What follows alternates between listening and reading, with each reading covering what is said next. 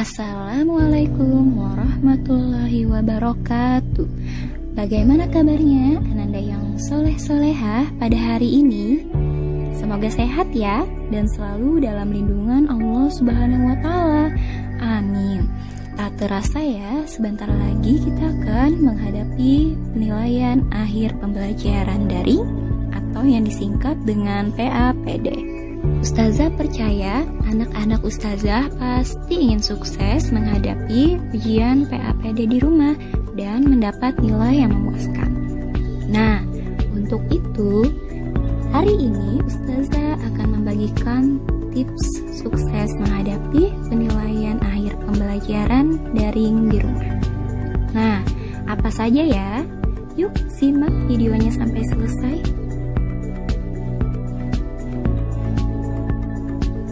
Nah, berikut ini tips dan motivasi menjalani PAPD di rumah. Disimak baik-baik ya, semoga bermanfaat. Tips yang pertama yaitu mempunyai cita-cita atau tujuan yang jelas. Nah, cita-cita akan memperkuat motivasi belajar kita. Nah, ada yang tahu apa itu motivasi belajar? Penting nggak motivasi belajar itu? Mengapa penting? Nah, motivasi belajar adalah keinginan yang mengaktifkan, mendorong, menyalurkan, dan mengarahkan sikap dan perilaku dalam belajar.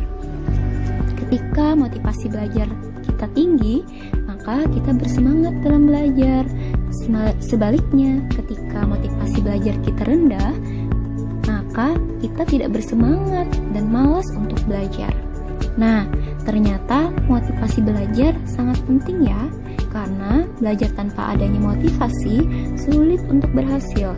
Jadi, dengan adanya cita-cita, tentu akan membuat kita termotivasi untuk terus belajar dan berusaha meraih cita-cita tersebut. Kita juga akan berusaha mencari cara mengatasi rintangan, rasa malas yang menghambat kita untuk terus belajar dan meraih cita-cita. Untuk itu, bila kita ingin menjadi orang sukses, kita harus mempunyai cita-cita dan tujuan untuk diraih. Dengan meraih cita-cita, tentunya kita akan membuat orang tua kita bahagia. Ustazah yakin semuanya Ananda yang soleh-soleha pasti ingin membahagiakan orang tua yang telah membesarkan, merawat, dan menyayangi sampai kita tumbuh besar seperti sekarang. Nah, jadi ayo kita bangun cita-cita atau tujuan dari sekarang. Yang kedua, percaya diri. Kepercayaan diri akan menumbuhkan sikap positif terhadap diri sendiri dan orang lain. Karena sikap positif membuat kita tidak mudah mengeluh dan tidak mudah tertekan. Dengan sikap positif, kita akan selalu melihat masalah sebagai tantangan dan peluang. Juga akan melihat suatu kekurangan dalam diri sendiri sebagai suatu proses yang harus terus dipelajari dan diperbaiki, sehingga menimbulkan perasaan syukur, bukan perasaan menyalahkan diri, orang lain, dan lingkungan. Kepercayaan diri yang rendah biasanya kita merasa tidak terampil, tidak sepandai yang lain, tidak seberprestasi dari teman yang lain, sehingga membuat kita merasa tidak mampu melakukan berbagai hal, mudah menyerah karena tidak adanya motivasi, karena tidak percaya diri. Nah, untuk itu kita harus meningkatkan kepercayaan diri kita. Caranya bagaimana ya? Nah, yang pertama, biasakan untuk mengatakan pada diri kita, saya pasti bisa, saya pasti bisa. Nah, tekankan itu di hati kita, karena kata-kata itu sangat berpengaruh. Nah, kemudian seringlah membaca cerita tokoh atau orang-orang yang sukses agar membuat kita terinspirasi untuk bisa sukses seperti mereka. Kita dan orang-orang sukses itu sama-sama manusia yang diciptakan Allah, sudah sama ya, Mereka saja bisa, kenapa kita tidak? Nah, berarti kita juga bisa sukses ya. Tentunya kesuksesan itu memerlukan usaha yang tidak mudah.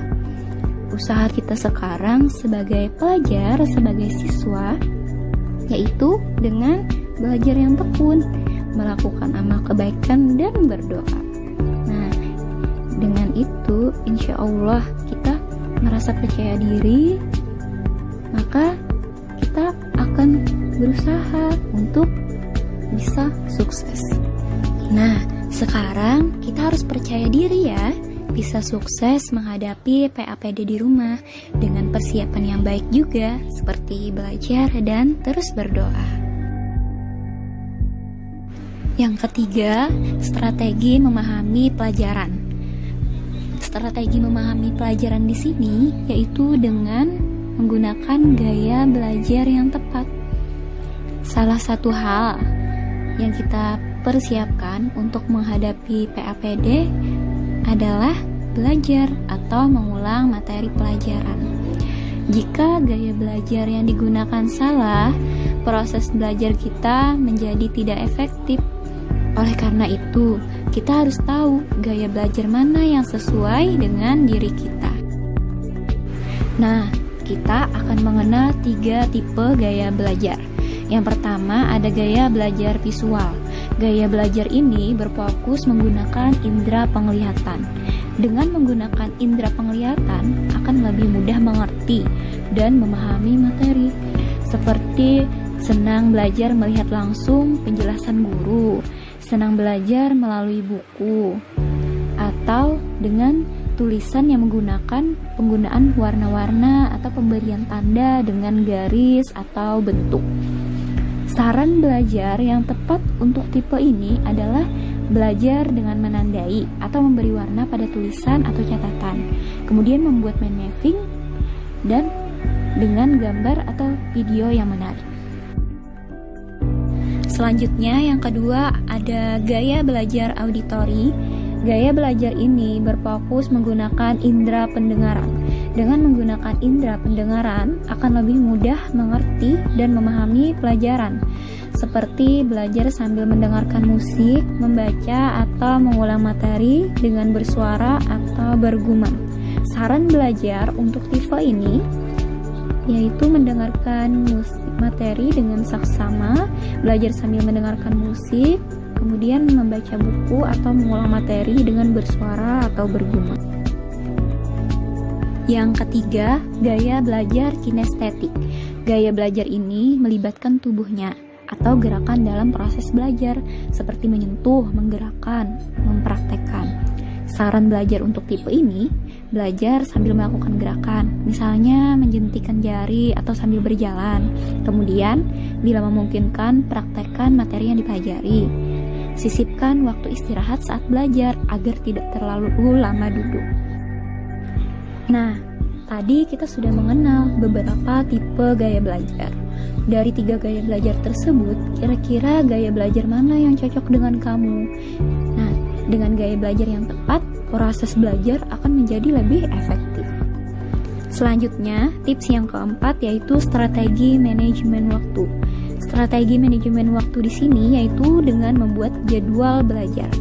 Dengan membuat jadwal belajar akan membuat kita menjadi disiplin dalam belajar. Tidak disiplin dan suka menunda-nunda dalam belajar dapat merusak persiapan ujian. Siapkan tools atau catatan untuk membuat jadwal belajar. Targetkan waktu untuk menyelesaikan satu materi, sehingga materi yang lainnya dapat selesai dipelajari sebelum waktunya. Dengan adanya jadwal belajar, akan membuat belajar kita lebih termanajemen, sehingga kita tidak belajar dengan sistem kebut semalam, yang akan membuat tubuh tidak fit atau menjadi sakit saat ujian. Tips yang kelima yaitu suasana belajar yang nyaman. Suasana belajar sangatlah penting dalam meningkatkan motivasi serta minat dalam belajar. Belajar dalam suasana yang nyaman atau kondusif akan membuat kita merasa senang, betah berlama-lama belajar, dan tidak mudah merasa bosan. sehingga kita menjadi lebih menikmati aktivitas belajar. Dengan kondisi tersebut, kita menjadi mudah fokus atau berkonsentrasi, sehingga materi pelajaran pun akan mudah dipahami dan tentunya belajar menjadi lebih efektif.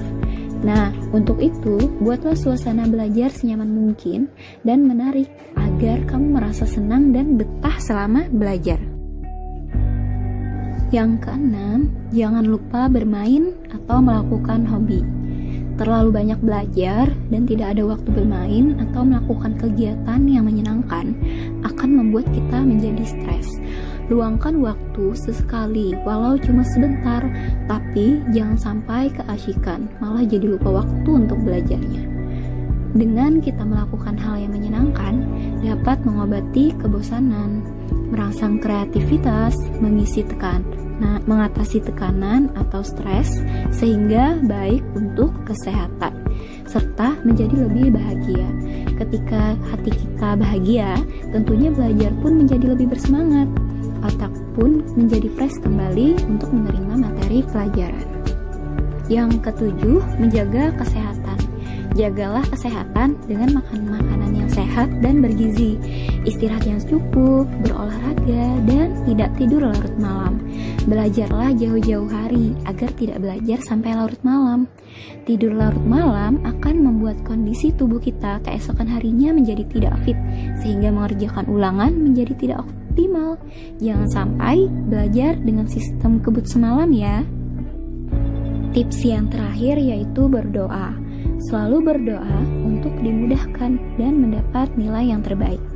Karena usaha saja tidak cukup tanpa dibarengi dengan doa, dan doa saja tidak cukup tanpa dibarengi dengan usaha.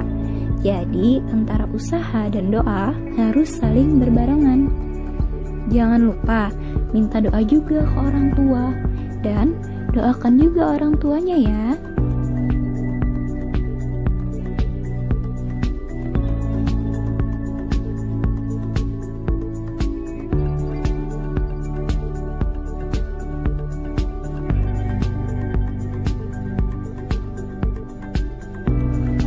Nah, demikian tips dari Ustazah. Semoga Ananda yang soleh-soleha diberi kemudahan dan sukses ya menjalani PAPD di rumah. Sekian dari Ustazah. Terima kasih sudah menyimak videonya sampai selesai. Wassalamualaikum warahmatullahi wabarakatuh.